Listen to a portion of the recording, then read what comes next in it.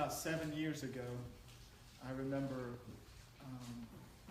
I was driving in the snow and was going to the funeral of a 17-year-old boy. And I guess there's probably a lot of things in life that you just never forget, but I remember just a couple of days before that getting a call from that boy's grandmother, sobbing on the phone. And she said, "I've lost my boy." She just kept on saying, "I've lost my boy." And he had gone into his room and he took his own life. He didn't have any hope. You know, he lost all hope. I remember, and it wasn't even a couple months after that, where there was a young man, he was in his early 30s, had a son who was around 7 or 8 years old.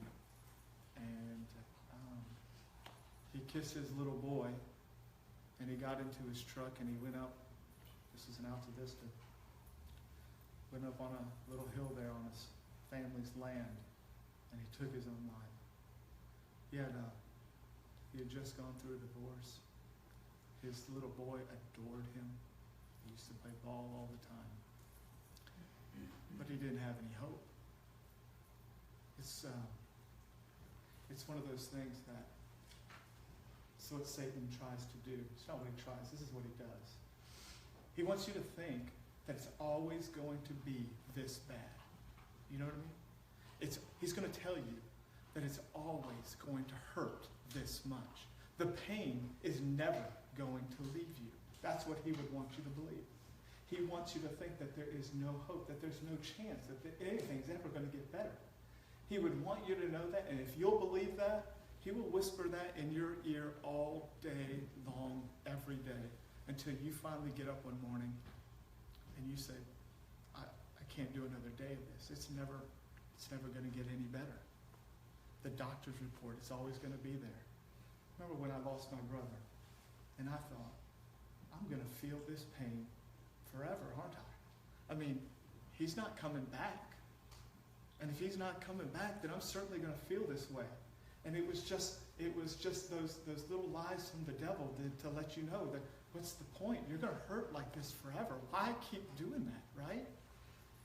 It's been a few years, and I certainly don't hurt like when I remembered getting that first initial news. But that's exactly, though, where he would want you to be, is just to believe that lie, that it's always going to be that way. But what I want to do today, okay? What I want to do today is I want to do the exact opposite. Because God has a message, all right? And he wants every single person, not just in this room, but on the planet, to know that you have hope in Jesus, okay? You have hope. You have hope. You have hope. Everyone in this room, you have hope. And I don't even know all of the circumstances, and I don't know how bad it is in your life, and I don't know how long you've been hurting, and I don't know how long you've believed the lie that it's always going to be that way. But I want you can't walk out of here today without knowing this, that you have hope in Jesus. There's this guy named Nicodemus, and he was a religious leader in Israel. Okay, he was like the top theologian as far as professors go, and he goes to Jesus, and guess what? He needed hope as well. It's funny, you can know a whole lot, you know? You can know a whole lot about theology, but at the end of the day, it's different between knowing and like having actual hope. And Jesus tells him something. He tells us this kind of a famous verse, is in John chapter 3, and Jesus wanted him to know this. You ready? For God loves the world. If I just stopped right there, isn't that hope? Isn't that awesome? That's hope. God loves. And Jesus, the way he says it, for God so loved the world, right? That he gave his only son, that whoever would believe in him would never perish, but have everlasting life. That's hope. There's hope.